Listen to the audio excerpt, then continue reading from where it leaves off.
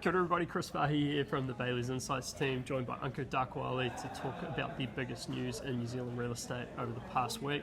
How you going, Ankur? Good, Chris, how are you? Yeah, good mate. How was your trip to Hawke's Bay?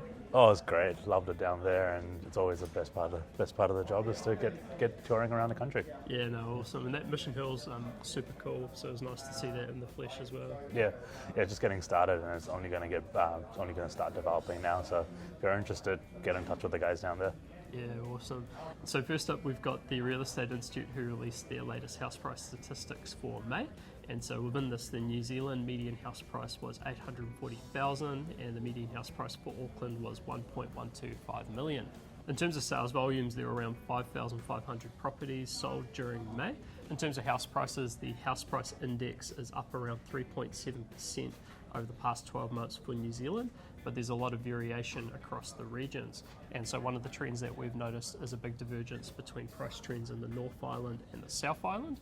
And so, for example, Auckland prices are reasonably flat relative to 12 months ago, although there is a bit of variation within the region. And then if you look at the South Island, Christchurch prices are up 15% over the past 12 months, and Queenstown Lakes up about 21%. So it shows that there's a big variance across New Zealand. Cool, over to you, Hawke. So if you've seen the news recently, you know we have a shortage of plasterboard around the country.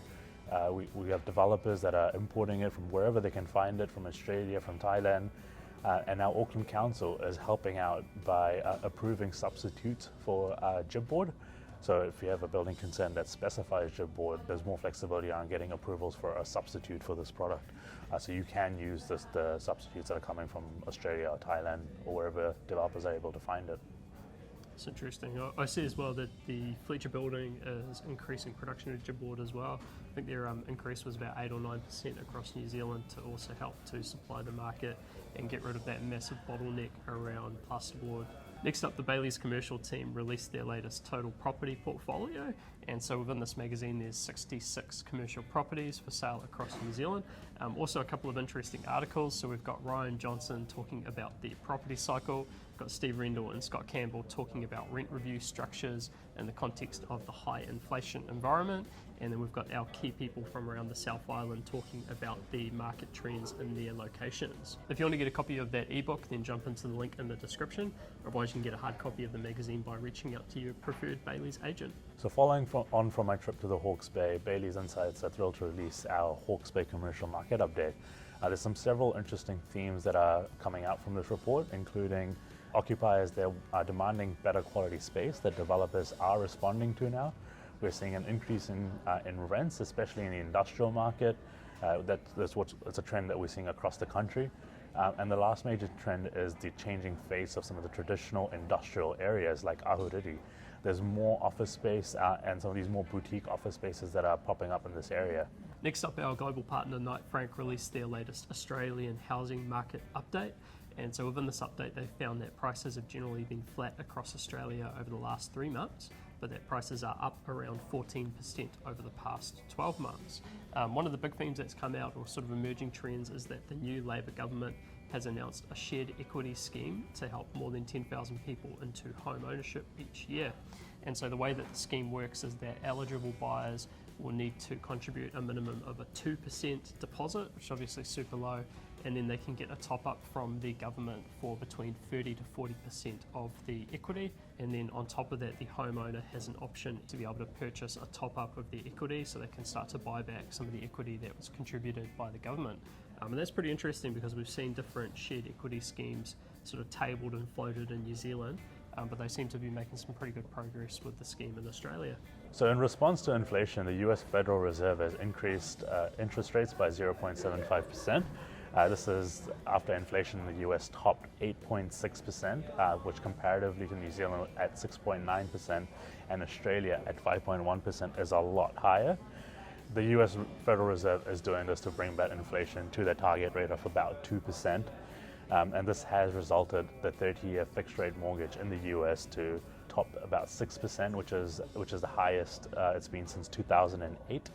And it has also caused the yield on the 2-year Treasury bond, which is the benchmark for corporate borrowing, to rise to about 3.3%, which is the highest since 2007. Yeah, interesting. It's also, if you look at the New Zealand, I guess, secondary market government bond yields, they've peaked up over the last month or two as well. So between the New Zealand, Australian and US bank equivalents increasing their cash rates, you've now got the 10-year bond yield sitting above 4%, which is a massive change from where it was a year ago. Next up, Knight Frank also released their latest update on the Greater Bay Area in Hong Kong. Now this is pretty interesting. One of the big themes that's hitting their market is the potential and I guess actual impact of mainland Chinese occupiers entering the office market in Hong Kong. And so within the report they noted a couple of key sectors where they perceive that mainland China businesses will be entering the market. And so these are biomedical, family office, TMT, so it's technology, media and telecoms, and also emerging and high growth companies. Now the way that they came about those conclusions was looking at the mainland Chinese market around where the big growth sectors are and also where the main activity is coming from in terms of office leasing. Now, if you don't know, real estate space in Hong Kong is precious, and they've actually just lost some with the Jumbo floating restaurant going out of business due to the pandemic. The owners of this restaurant could not justify the maintenance spend on this, and because it's a floating restaurant, they just had a couple tugboats come in and tow it away. Now, they don't know where it's going yet, but they hope to put it somewhere where the maintenance costs are a bit lower, and potentially they could even bring it back in the future. It's interesting. That's a massive restaurant. Like I saw this article, and the thing that amazed me was just the size of this restaurant. And looking at the stats, it was established in 1976, and it had around 30 million visitors. So that's million visitors.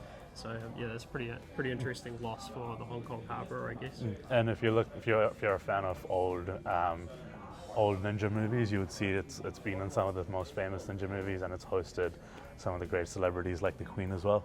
Interesting, very interesting. And then to wrap up, we've got our property of the week. So what have you got for us today? Hey, so my property of the week is 4 Cumberland Road in Lower Shotover in Queenstown. This 6-bedroom, 5-bathroom home sits on 660 square meters of land, and it's a home away from home, and it's also a savvy rental investment for you. It's actually currently tenanted, so it's already generating rental income. And if you want to find out more about this property, you can get in touch with Jessica Verhas or Beata Pocheja from our Bayleys Frankton office. Awesome. And so for my property of the week, I've got the John Lysaght building down in Auckland's Wynyard Quarter. So this is a trophy office building, obviously in Auckland's Wynyard Quarter. Once in a generation opportunity to own this heritage building. It's been meticulously refurbished, structurally strengthened, and is even Neighbours NZ rated. If you want to learn more about this property, you can talk to Cameron Malhush or Brad Ross from the Bayleys Commercial team. With that said, we'll wrap it up here. So thanks very much, Ankur. Thanks, Chris. And we'll see you next time. Ciao. See ya.